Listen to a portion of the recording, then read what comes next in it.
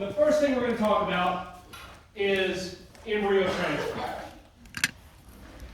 So when we think about embryo transfer, what we're basically trying to do is generate more offspring from that elite female, which is pretty analogous to what AI would do in the male, right? So with AI, we collect semen, try to make more males off of that semen. In the female, we try to generate more oocytes, in essence.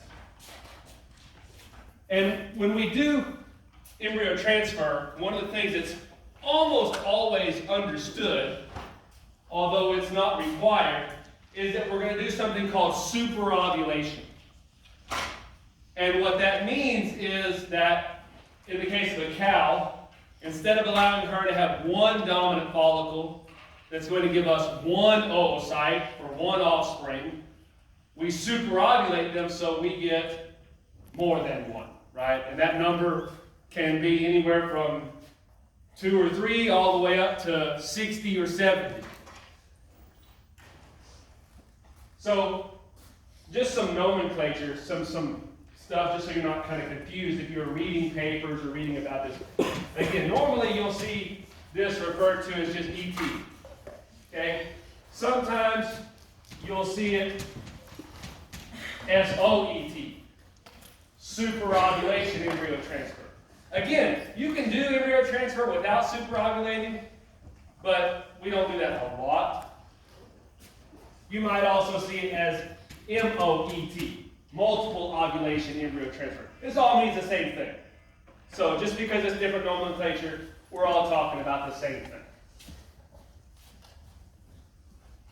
So when we're doing our embryo transfer, it's very important that our donor female and our surrogate mothers, which we typically call recipients, that they have to be on the same stage of their cycle.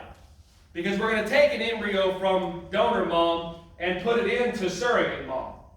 So the embryo basically needs to go from this uterine environment to the same uterine environment in that recip mom. So when we do this technique of embryo transfer, the first thing we have to do is synchronize our donor females with our recipient females. And then we start the superovulation process. So in panel A, that's an ovary from a cow that has received exogenous hormones to superovulate her. And so the hormone that we use now is FSH, as you might imagine, right? So we are giving injections of follicle-stimulating hormone.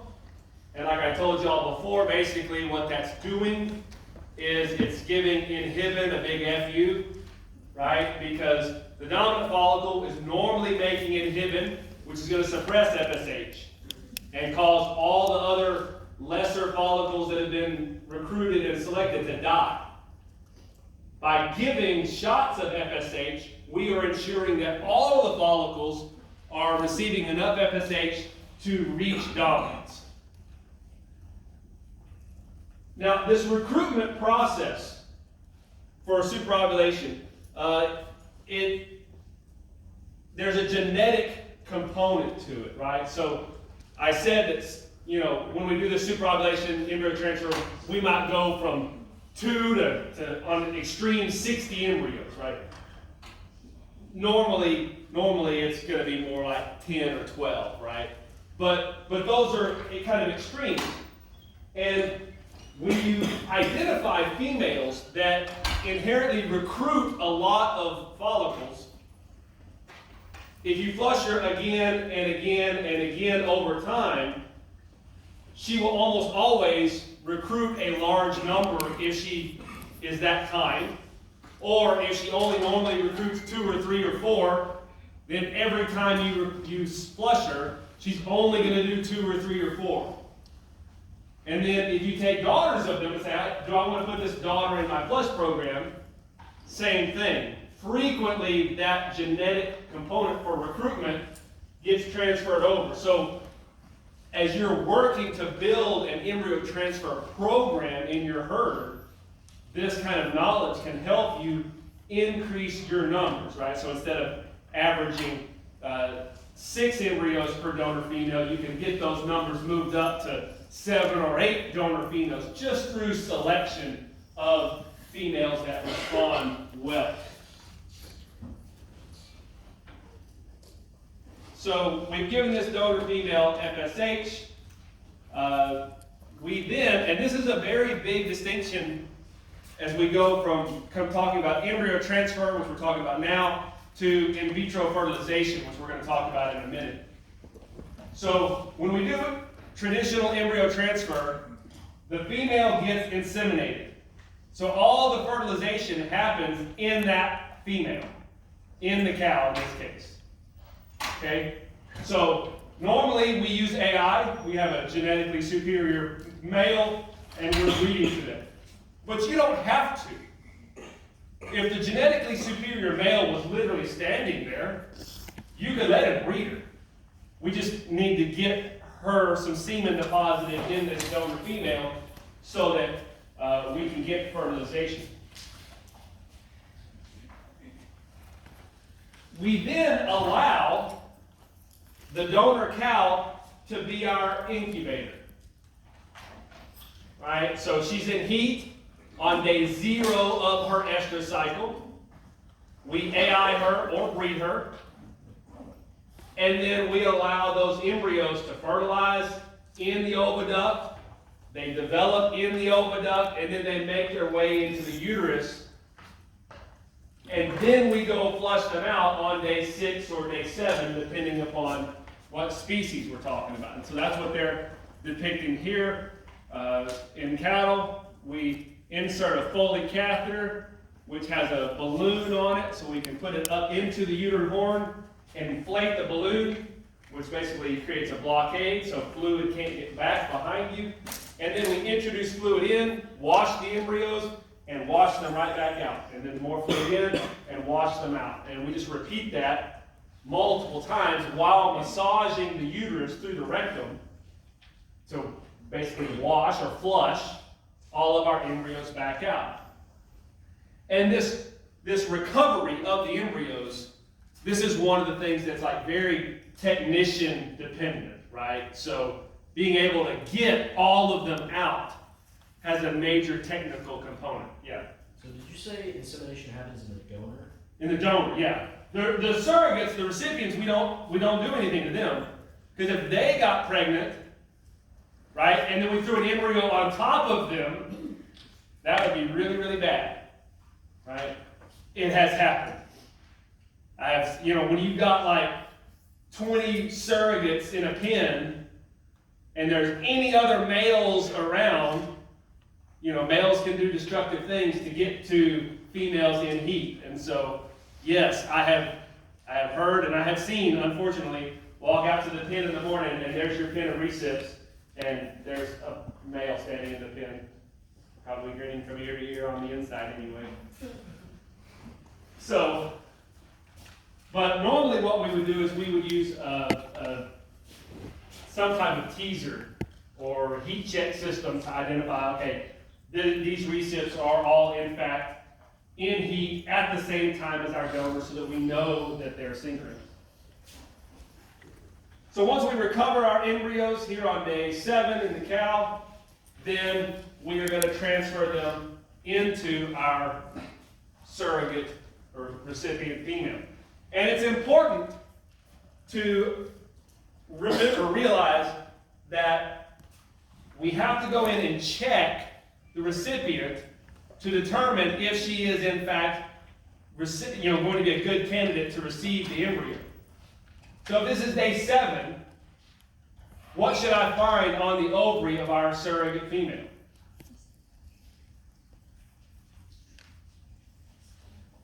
What? A CL, right. So she has to have a CL. And in the case of a cow, where I'm putting in 1 embryo, it is required that I put that embryo into the side of the uterine horn that has that CL. Okay? If her CL is on the left side, and I put the embryo in the right side on accident, or because I'm not paying attention, that pregnancy will fail. Because the embryo will not be able to prevent luteolysis because it's not signaling on the side of the corpus luteum. Right? So, being able to accurately determine, yes, there's a CL on the left side, and when I go in with my rod, with my embryo, to go to the left side, that's a critical event. I don't have to do that in the horse, right? In the horse, that embryo is going to migrate no matter what. So I don't have to worry about that. Just put it in the uterus, be done, right?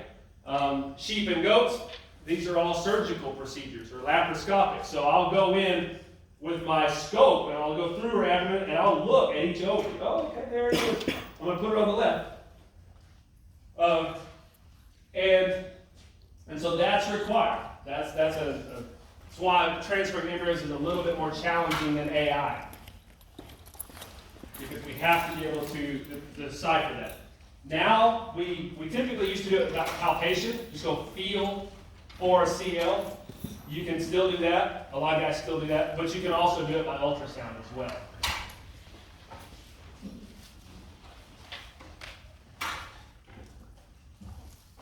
So here's just a couple things. So this is the product that we currently use. It's the only product that is currently approved by the FDA for superovulation.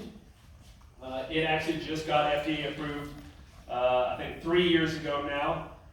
It was really cool because the day that it got FDA approved, they jacked up the price 20%. And there was a competing company called Poussette that was also had their product in line for FDA approval, and they pulled their application. So BioNiche then upped their price another 20%.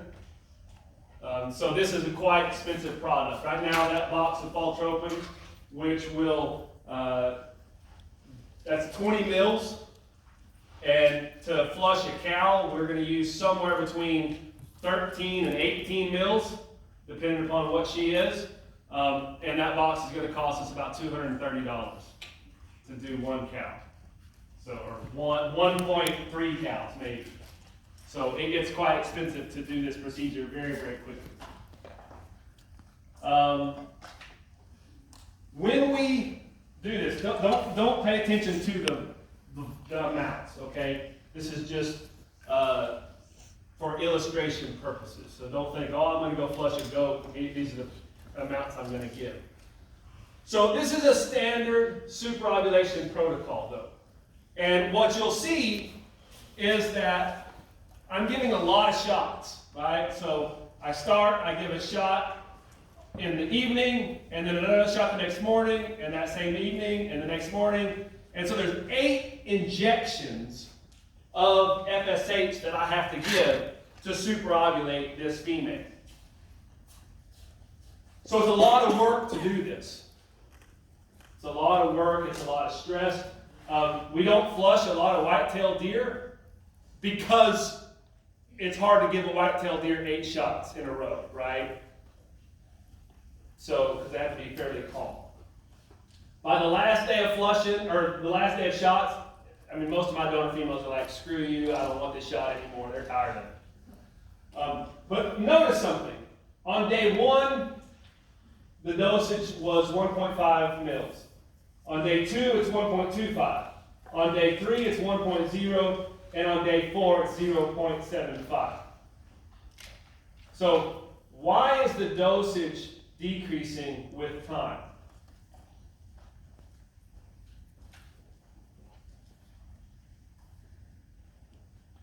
The follicles are growing, so they are producing more estrogen, which would cause the feedback to produce more FSH, so you need less. Yeah, Maybe. all of that would happen. Yes, the follicle is growing, they're going to be producing more FSH, or more estrogen, so that would cause our surge of GnRH, which is going to cause more FSH. So all of that is happening, and all of that is true. And there's something else, though, on the decreasing dose. Remember as these follicles are growing, even in a normal animal, not superovulated, as these follicles are growing, we needed to stop growing at some point and undergo maturation, right? So we switched from FSH dependent to LH dependent. And if we don't make that switch, then the quality of the oocyte that's within that follicle goes down. Okay? Because it didn't mature correctly. So if we continue to just pump and pump and pump FSH into this system, we might even make a few more follicles and get a few more to the point of ovulation, but the quality of the oocytes will be so low that I'm going to get a bunch of unfertilized. They won't fertilize, even though she made them, because the oocyte quality is so low. So by decreasing the dose, we allow for that transition to a more LH-dependent period of time. In the old days, before we had faltropin, we actually used a horse-derived hormone, PMSG. So that's a hormone that is produced by the horse placenta, and it's very similar in action to LH and FSH. So we used to use that for superovulation. And we would get big numbers of response. The problem is, you might flush a cow and she'd give you 30 oocytes and none of them fertilized. So you're 0 for 30. And then you do another cow and she's 0 for 20. And then you do another cow and she's, 18 for 25. Well, if you did those 3 cows, they all stimulated very, very well. But what was your average embryo? 6, right? Because 2 gave you 0, fertile, and 1 gave you 18, that's 6, right? So we've gone away from using that hormone because it creates a lot of low-quality oocytes. And the reason why it creates a lot of low-quality oocytes is the half-life of PMSG is like 40-something hours. So when you give that one shot, it's going to stick around in the system a lot longer, and so I can't get this decreasing dose. I got a question. Yep.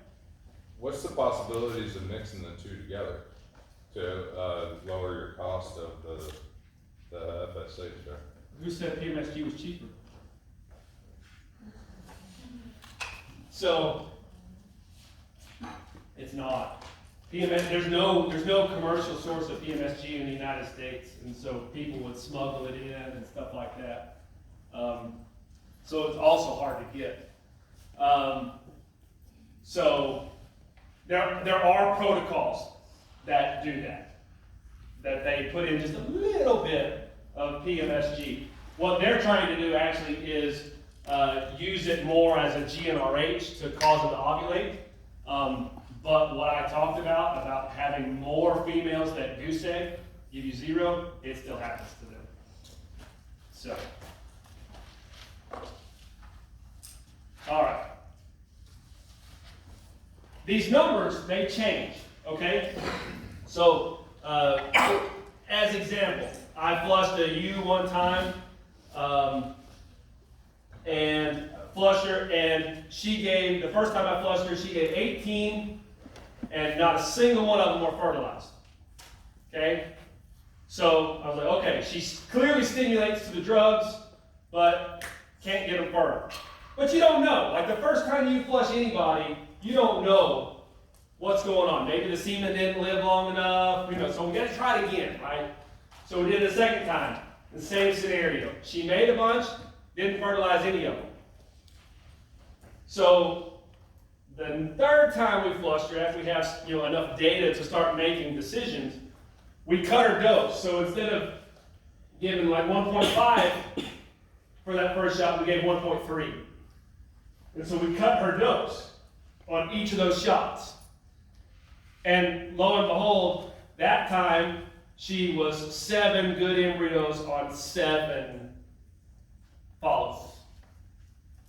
So 7's not as good as 18 would have been, but if she can't get them fertilized, that does us no good, right? So 7 good, high-quality transferable embryos for her, for that individual, was very good. And every time after that, we just knew, okay, on her, we got to lower the dose. And if we lower the dose, then hormonally, basically, her body can't handle a high dose, right? For whatever reason. So if we lower the dose, we can get this one individual to work. And so you can do that with these protocols. So there's no hard and fast number, right? Heifers, you virgins, you're going to give a lower dose. Los Indicas cattle, you're going to give a lower dose, right? So there's all kinds of variance in here on those numbers. Here's a picture of some embryos. This is atypical because you don't normally get this many. But here's a bunch of very, very high quality grade 1 embryos. You'll notice that they froze 42 out of 52 on this female. That's a lot. So this is an interesting slide to think about. I told you. Oh yeah. Thank you. Would not be able to prevent babyolosis than if she had her own embryo at her own oocyte fertilized, like you're putting in like a foreign embryo, she'll still be able to like recognize if there's the same pregnancy rates. Yeah, because every baby is foreign, right? I mean, just because half of the oocyte came from her, the other half still came from the sperm. It's still foreign. So it doesn't really matter if it's 50% foreign or 100% foreign. It's foreign. But this is true for all reproductive biology in all species. So in fact, just like the testes had the blood-testes barrier, which was a natural way to prevent the immune cells from getting in and seeing the sperm, the uterus and placenta do amazing things to protect the offspring from being seen by mom. We don't understand all the ways that it does it, so I can't be more informed than that. But we know that basically the uterus during pregnancy is kind of this. There's a lot of immune cells there, which is it's really weird. It's very counterintuitive. There's a lot of immune cells there, but they don't recognize the developing fetus. But they don't see it. So it doesn't matter. We can transfer anything. So this slide was done this project was done in the 60s. I'm not going to spend a ton of time talking about it. But this was done in the 60s, and this was done in sheep. These are kind of like some of the seminal first studies to figure out embryo transfer. And so what they did, they had sheep. Their donor female was on day 7 of her cycle, and then they transferred embryos from a day 7 donor into recipient females that were on different days of their cycle. All right, so day 4, day 5, day 7, 9, and 10. So this 7 and 7 right here, this would basically be our control, right? The synchronous control, where everybody is the same. And if you look at what their pregnancy rate was, you get the highest pregnancy rate in that group, right? So 7 out of 8 got pregnant. And as we got less synchronous, right, as we moved further away from where that donor was, whether it was plus days or minus days, didn't matter, pregnancy rates started to go down. Okay? Now, I showed you the picture of my PhD project, right, where we accelerated the development of the conceptus, right? So, if I put an embryo, a day 7 embryo, into this day 9 recipient, okay, that uterus is already on day 9. It's doing day 9 things.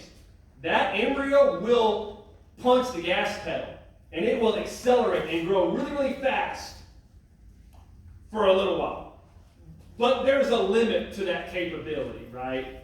We could still get some pregnancies when it's 2 days different. But when it's 3 days ahead, no, you can't get caught up fast enough. And the same thing on the 7-day donor on a 5-day recipient. That embryo is going to have to put on the brakes. And it's just going to sit there for a minute, just kind of be arrested until it gets the right signals to start to grow. So And again, you can pause to a point, but you can only pause so long, right? So synchrony matters. All right, so let's move on to in vitro fertilization. Conceptually, it's very, very similar. Okay? We still have to have synchrony between our donor and our recipients. We still have to transfer into the same side as the CL. The synchrony still matters. All of that is the same. What's different is where the embryo is being, or where the oocyte is being fertilized and where the embryo is then developing. In vitro means in a petri dish, right? So in vitro fertilization means that the fertilization of our embryo is occurring in a petri dish. So what we have to do then for in vitro fertilization is we have to get the oocyte out of the follicle before it ovulates, so that we can then put it in a dish and add our semen to the petri dish to fertilize. So there's two ways that we kind of do IVF. Kind of the old way and now the newer emerging way. So the old way is that we would superovulate this donor female, just like we would do embryo transfer. Give them those hormone injections, superovulator, and then we would take an ultrasound-guided needle and we would go aspirate those follicles when they were all big and developed, but before they ovulated.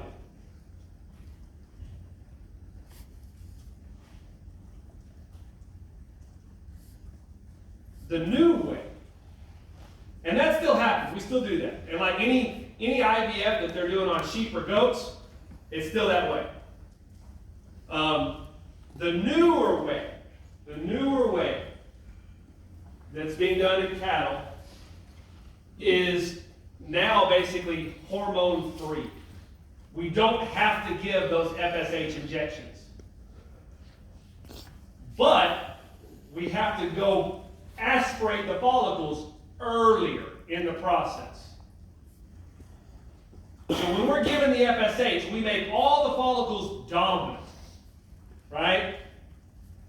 And they all mature, the oocytes mature in the follicle itself. But the newer method for IVF, we go aspirate them in the early tertiary stage. So they're tertiary, they have fluid, they have an antrum, but they haven't yet attained dominance. So we don't have to give the injections of FSH to prevent the actions of inhibin. Does that make it cheaper, or is growing it in the future trying to No, it definitely makes it cheaper.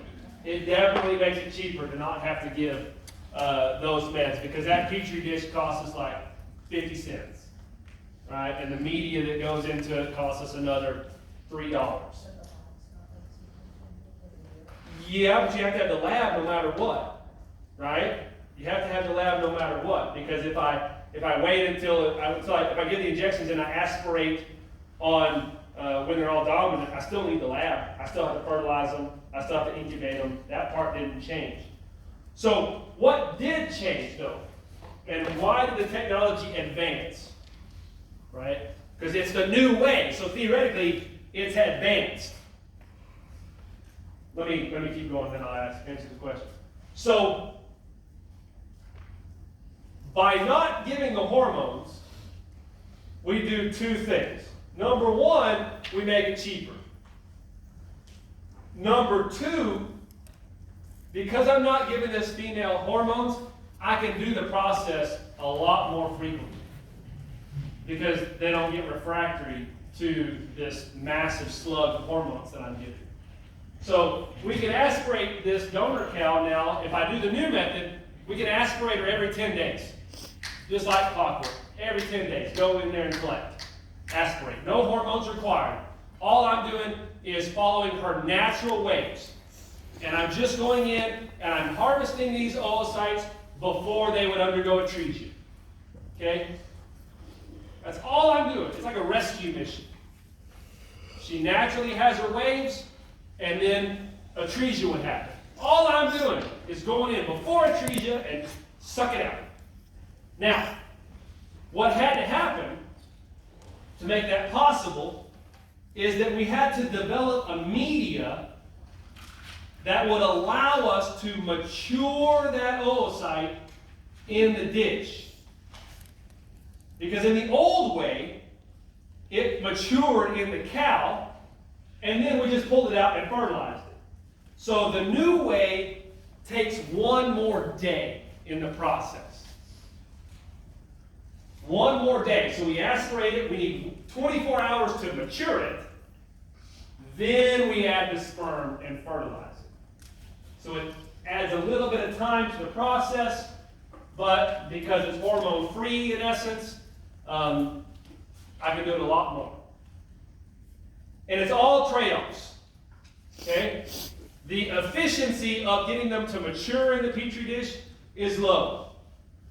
The efficiency of getting them fertilized in the petri dish is low. The pregnancy rates, because of embryo quality, is low.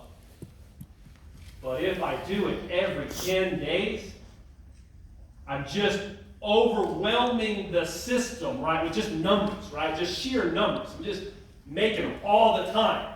And I don't care that I'm only 25% efficient at the process, because I just keep throwing out numbers. And by the end of the year, I got a lot of embryos sitting there. So when I do embryo transfer, compared to IVF, my pregnancy rates will be higher, because I have better quality embryos. My fertilization rates will be higher, because it's happening in the female, right? Everything is better on the ET side. But I just can't do it as frequently.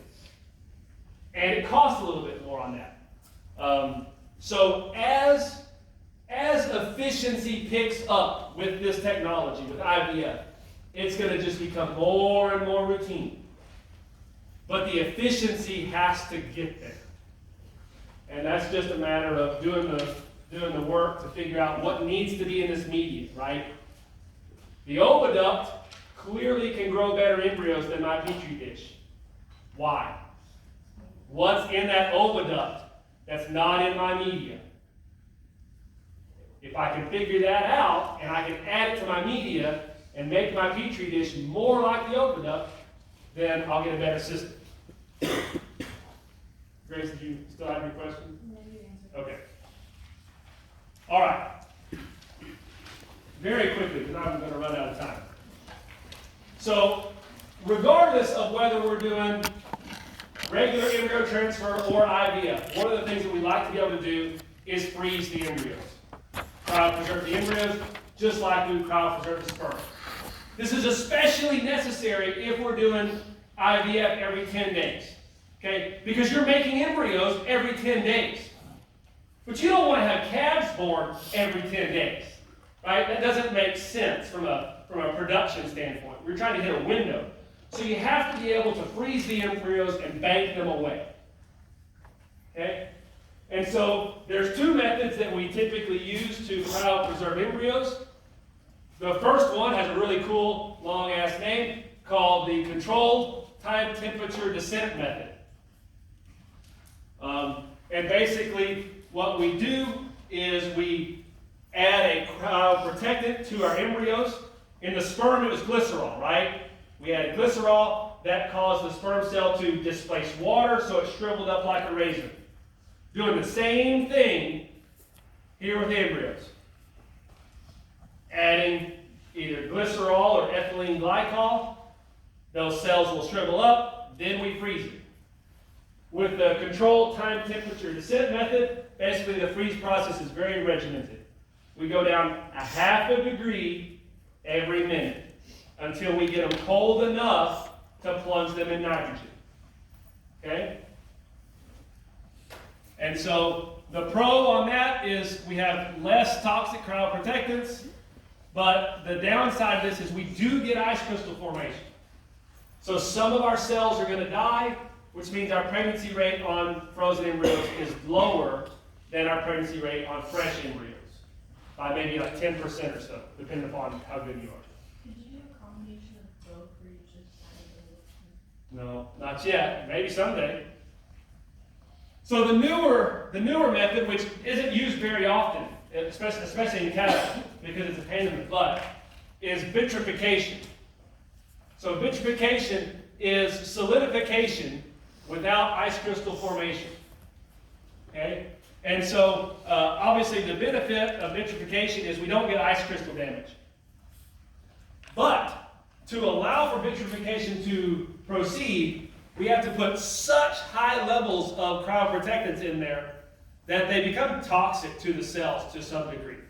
So you may not be killing the cells from ice crystal damage, but you're either killing them or decreasing their viability by toxicity of the cryoprotectant. So I think this is kind of cool, right? So I like to think about why were new technologies developed, right? So what was the driving force? And the driving force behind the development of vitrification was pigs. Pig embryos were the driving force. So if we had embryos from all of our farm animal species on day 7, and we put them all in a dish, a cow embryo, a sheep embryo, a goat embryo, a pig embryo, a horse embryo, a mouse embryo, a human embryo, if we put them all in a dish, the only one that we'd be able to really look at and go, yep, that's what that is the pig embryo. It would be the dark one. It would be dark compared to all the other species. The reason why it's dark is because the pig embryo has a lot of fat in it, a lot of lipid. Much more lipid than all of our other species. And you know that oil, lipids, and water don't really go well together. And so when they try to freeze pig embryos, they just don't freeze well with that old controlled time temperature descent method because they just have trouble displacing the water for some reason. So to combat that, the first thing that researchers did was they put the embryos into a high-speed centrifuge.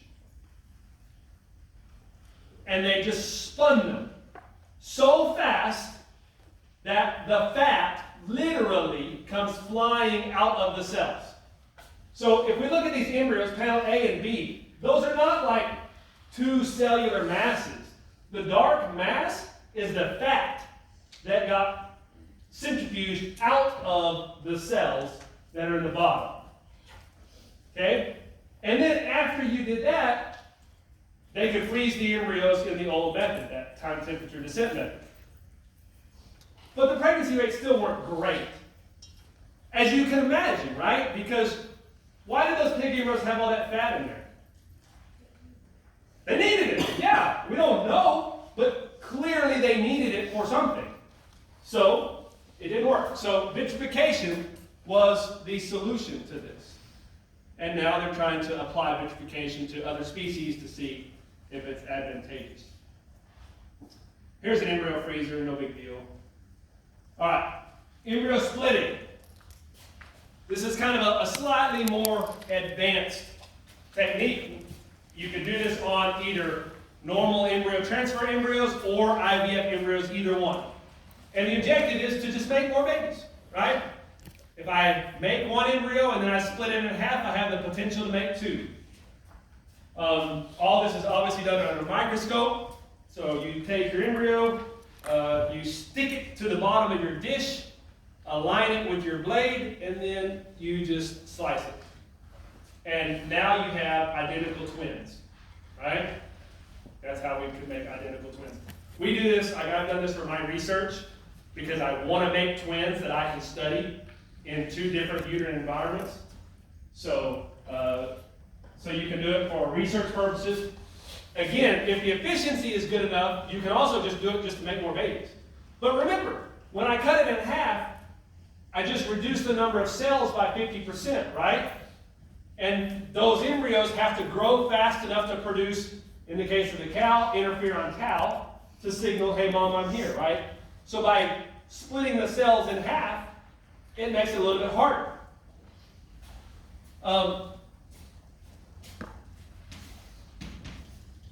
So, let me think about this though. So if I transfer cow embryos, normal embryos, and I get a pregnancy rate of 70%, Okay? Whole normal embryo. What pregnancy rate would be the minimum pregnancy rate that I would need to get to make embryo splitting viable? What's that? No? 60 to 65. No? No, not 70. Half. 35. If I take one embryo and I split it in half, now I have two. 35% pregnancy rate on one, 35% pregnancy rate on the other. At the end of the day, I end up with the same number of offspring. So as long as my pregnancy rate on those split embryos hits 35%, economics aside, right, I'll make more offspring by splitting than I would transferring whole. Now that sounds easy. You can be like, oh, well, 50% reduction. Yeah, we can kill a lot of embryos. So you can't split all the embryos either. So here's my embryo here.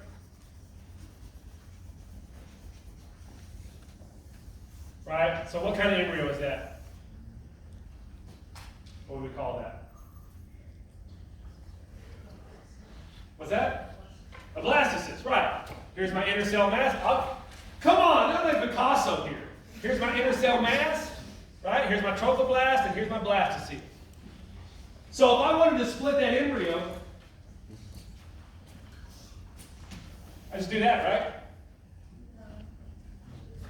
right? I didn't get any of the inner cell mass. Oh shit, right? That's my fetus. So if I don't have fetus in this half, can I make a baby? No. Right? So I have to do that, right? So that each half has 50%. But what if, oh, it's hard. What if I do like that, right? I got some inner cell mass in both sides, but am I going to be able to hit my target pregnancy rates? No, because there's no way this sucker's making a baby because I barely got any baby in it. And now I took half the trophoblast off this sucker, right? So there's no way it's going to get this number, right? So you have to technically be very good to do this. The best embryos to split are compacted morulas. Right? So if you think about that, a compacted morula doesn't have a blastocoel. Any way you cut it, a compacted morula is going to be 50-50. But when I flush out a cow, yes, I'm going to get some compacted morulas, but I'm also going to have some early blastocysts, and I'm going to have some expanded blastocysts. And I'm going to have some that are grade 2. And I can't split a grade 2 because you're already behind, right? So you can only split certain embryos.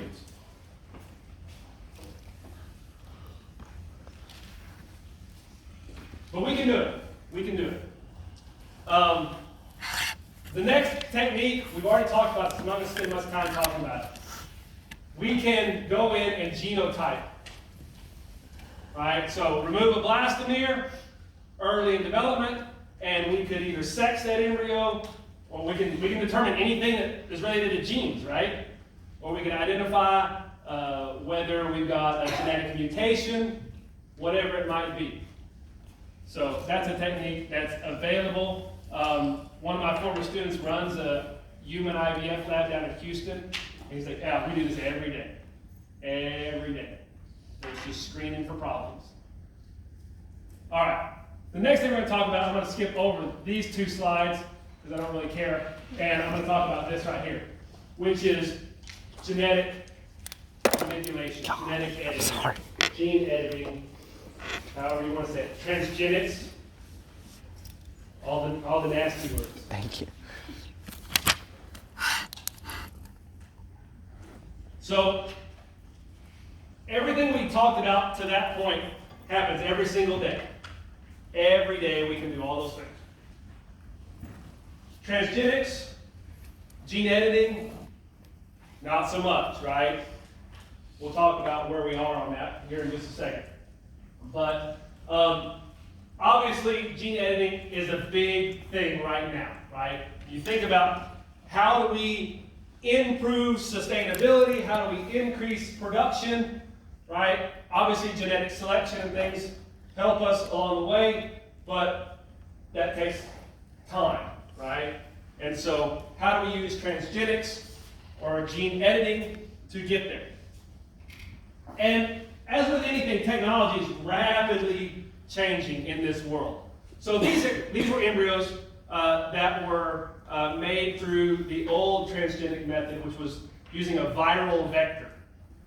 So basically, we should all be virologists by now, right? So viruses incorporate themselves into your own cell, into your own cellular machinery to replicate and go.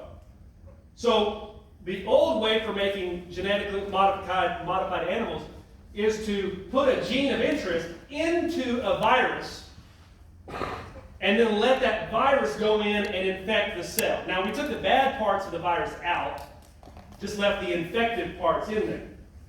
And so, basically, these are embryos, these are blastocysts that had been infected with a viral transgene. This gene was the gene for green fluorescent protein. Why did they use green fluorescent protein as their gene of interest? Because you can see it, right? If you did a genetic modification for more muscling, well, when could you identify whether that embryo had more muscling? After it's born, when it's grown up, right? But if I'm trying to develop a technology, you do something that's easy to see, quick. So, under the right microscope, this is a protein that's produced by some sea animal, by the way, some sea mammal. So, that's what it is. So you put them under the right microscope and you can see it. And these are all different species that have been made through modification of genes through that viral vector. Now we use CRISPR, CRISPR-Cas9. CRISPR-Cas9 is from a modification of bacterial technology.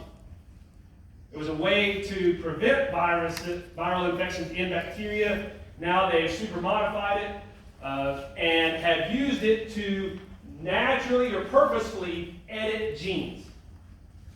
So you could go in and you could modify a gene, you could delete a gene, or you could insert a gene. Right? You could do all those things.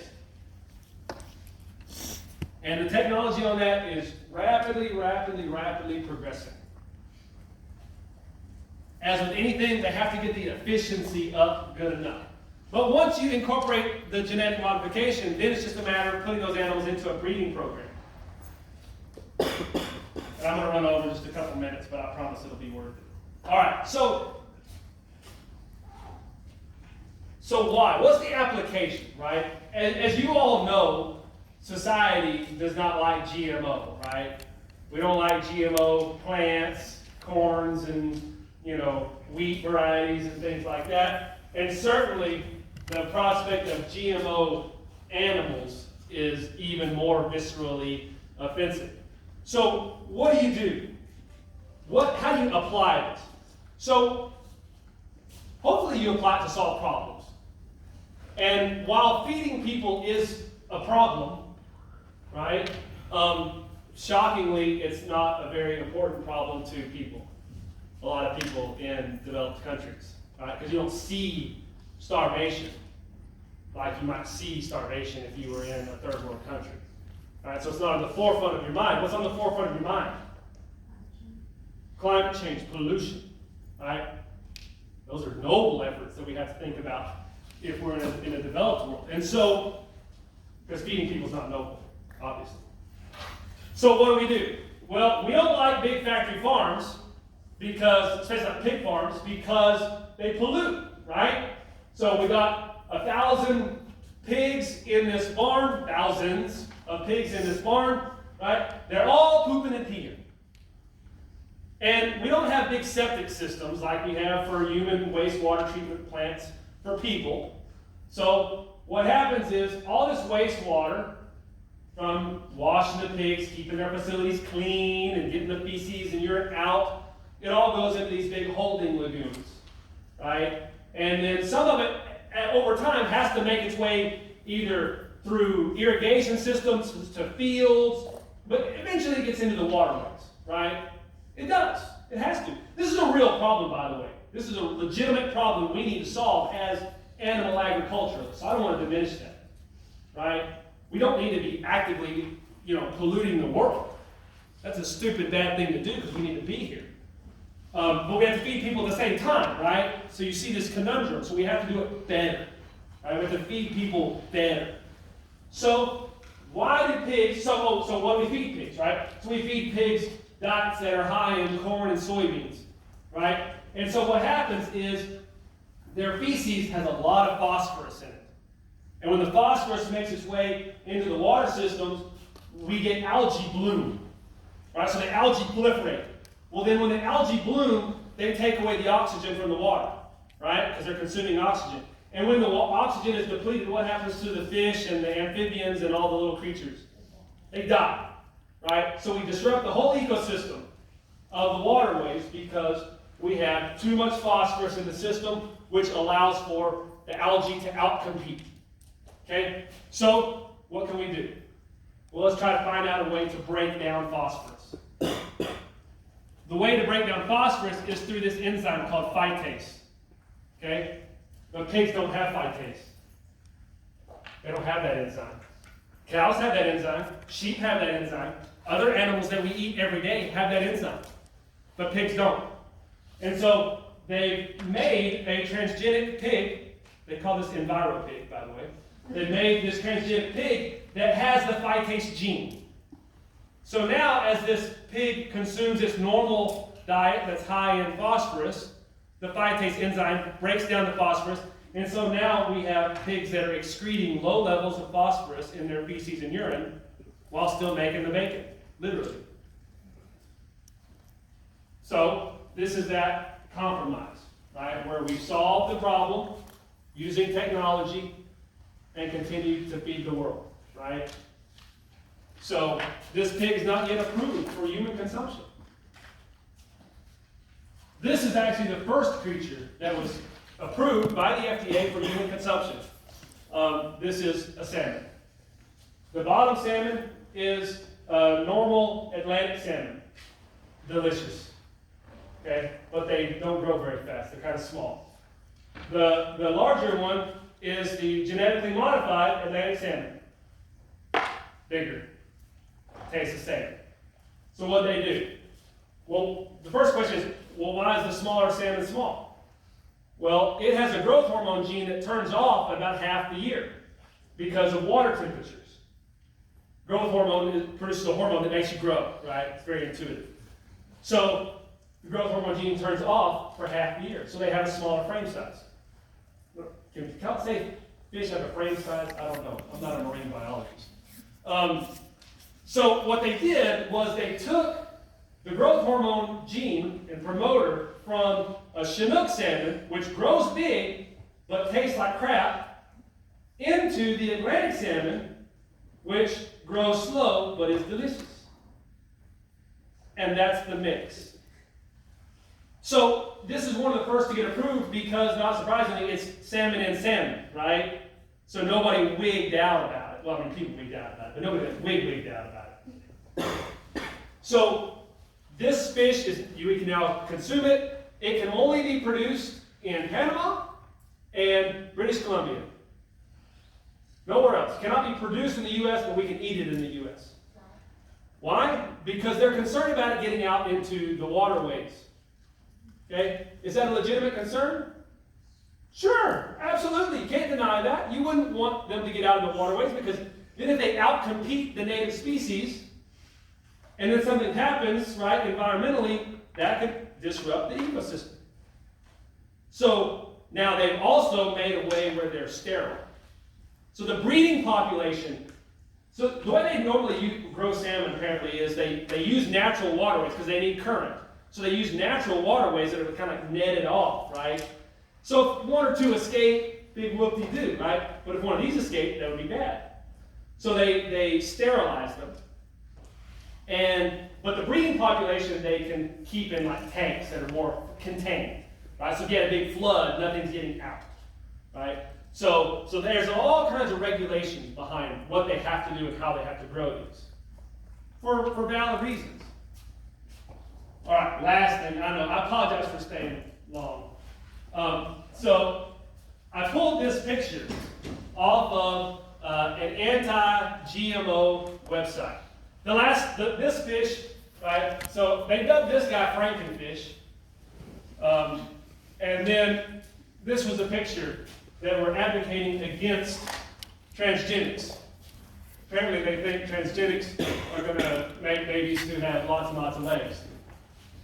So what's wrong with this picture? He has too many legs? That's true. What else is wrong with this picture?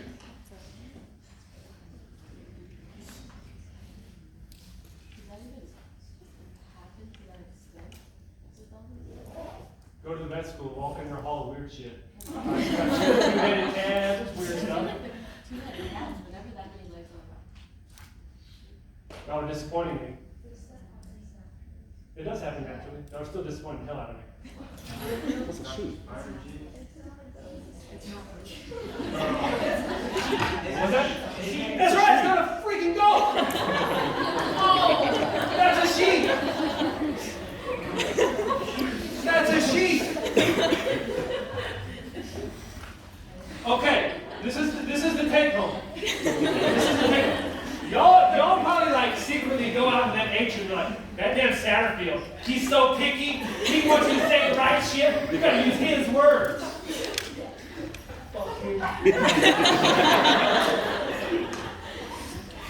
What if you graduate from this department and you walk out into that community and you'd be like, oh, but this is fine. No, it's not. That's a damn goat.